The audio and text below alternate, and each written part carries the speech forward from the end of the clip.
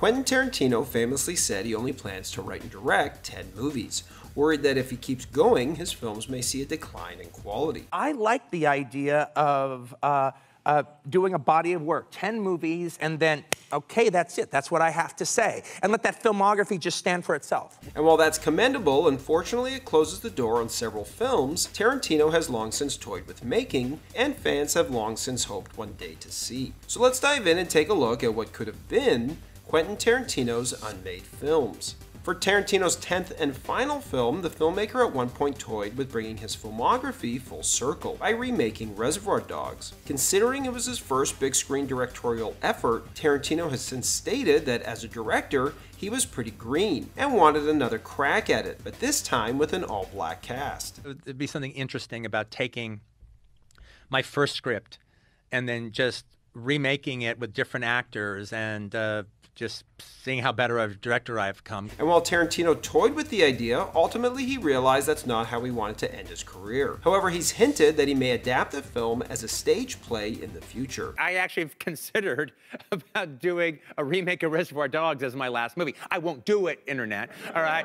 All of Tarantino's films coexist in two interconnected universes. The first being the realer-than-real universe, and the second being the movie universe, where characters from the realer-than-real universe, such as those in Reservoir Dogs or Pulp Fiction, watch movies like Kill Bill or From Dusk Till Dawn, which take place in the movie universe. Over the years, this has allowed for plenty of crossovers between his films, ranging from recurring appearances of fictional brands like Red Apple Cigarettes and Big Kahuna Burger to casual mentions of characters from other films. I'm the deadliest woman in the world. She was the deadliest woman in the world. For example, the first reference takes place in Reservoir Dogs, which sees Mr. White mention that he worked with a girl named Alabama, who we can only assume is the Alabama from True Romance.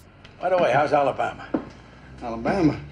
I haven't seen Bama over a year and a half. Taking this one step further, Michael Madsen's character in Reservoir Dogs, V Vega, would end up sharing the same surname as John Travolta's character in Pulp Fiction, Vincent Vega. Later, Tarantino would confirm that the two are in fact brothers, and that he was interested in making a spin-off film featuring both of them together that he would call Double V Vega. However, considering both characters die in their respective films, Double V Vega would have been a prequel that would have focused on Vincent's trip to Amsterdam that he references repeatedly in Pulp Fiction.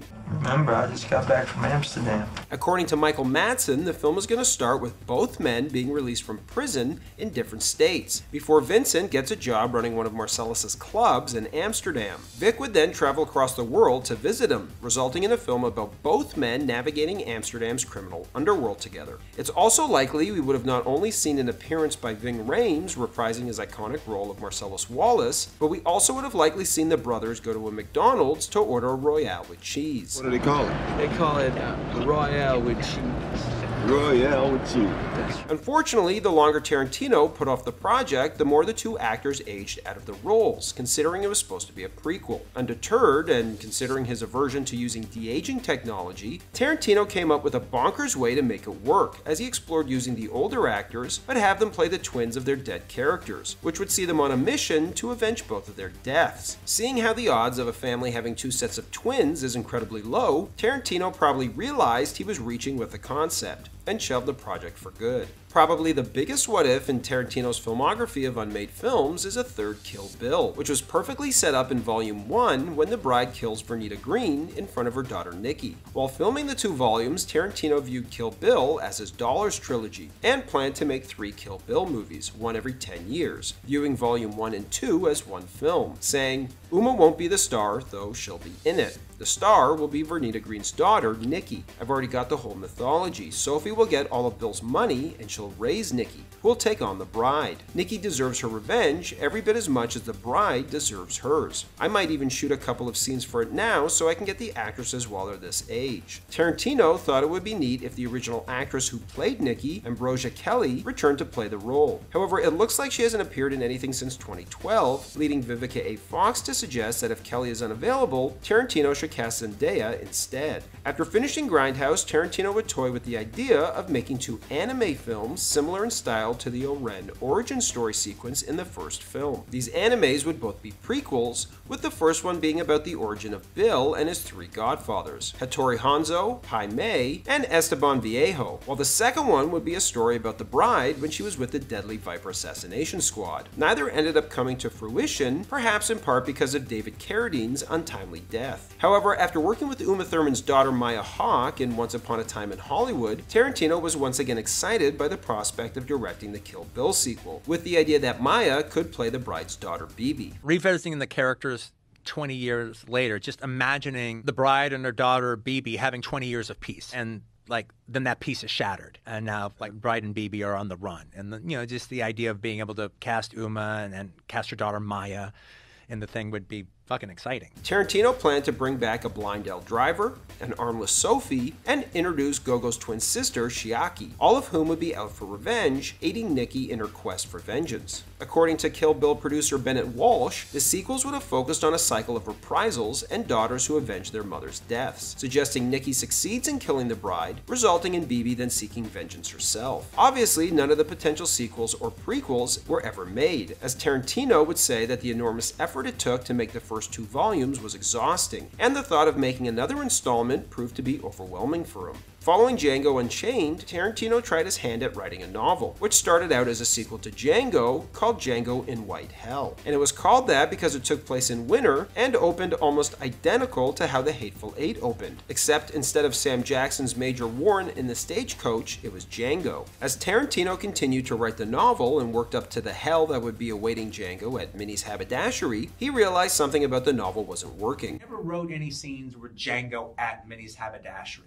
It was all in the stagecoach area that I realized that I needed to get rid of Django and put another cool character there, but one of a much more dubious morality. After removing Django, the novel would morph into a screenplay for The Hateful Eight, featuring no heroes or good guys like Django, and instead star a bunch of morally ambiguous characters. However, this wouldn't be the end of Tarantino's attempt at making a sequel to Django. After being approached by comic book publisher Dynamite Entertainment to collaborate on a Django meets Zorro comic, Tarantino then began work on adapting the comic into a movie, and even approached Antonio Banderas about reprising his role as Zorro. Django Zorro picks up several years after the events of Django Unchained, with Django still working as a bounty hunter. And because Django has a bounty on his head due to the murderous rampage he went on at Candyland, he now operates in the western states. It's here where he meets an older Zorro and agrees to become his bodyguard as he joins him on a mission to free the local indigenous people from slavery. Considering Jared Carmichael was hired to write the script, it seems likely Tarantino wouldn't have directed it had the film been made, and instead would have merely produced it. As for a reason why it was never made, Carmichael has since referred to it as a $500 million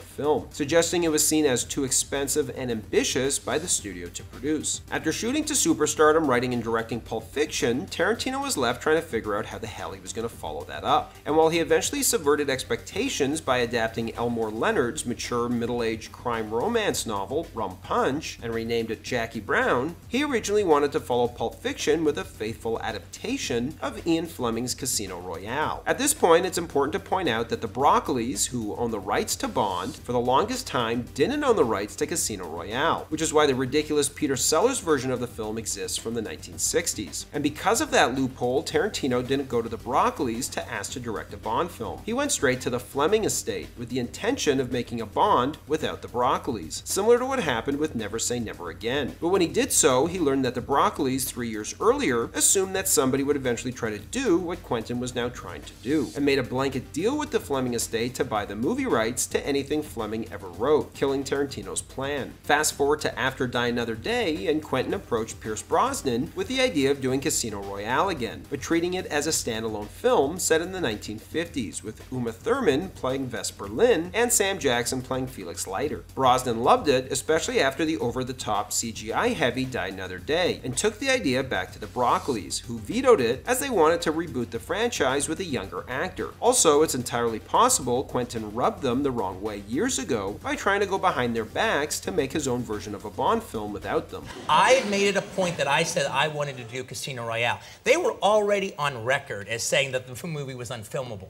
But then after I said it and talked about it for a little bit, then the big thing on all the internets was that was what the fans wanted to see. And so that's when they, oh, maybe it's not so unfilmable now. Well, I told him to hire Daniel Craig. Actually, if I would have done it, though, I wouldn't have done it with Daniel Craig. I would have done it with Pierce Brosnan. Well, that's where you're wrong. I disagree. And while there's tons of other films and ideas Tarantino has toyed with directing over the years, one of the most notable recent projects that fell through was his R-rated version of Star Trek that would have adapted the original series episode A Piece of the Action, which sees the Enterprise crew beamed down to a planet modeled after American gangster culture from the 1920s. However, it's worth noting we already made an entire video devoted to what Tarantino's Star Trek film would have been like. So if you'd like to check that out, simply click the link in the top right-hand corner, which will take you to the video. Or just wait for the link on the end screen, which is coming right up. Thanks for watching, everybody, and don't forget to like and subscribe to Bullets and Blockbusters for more great content.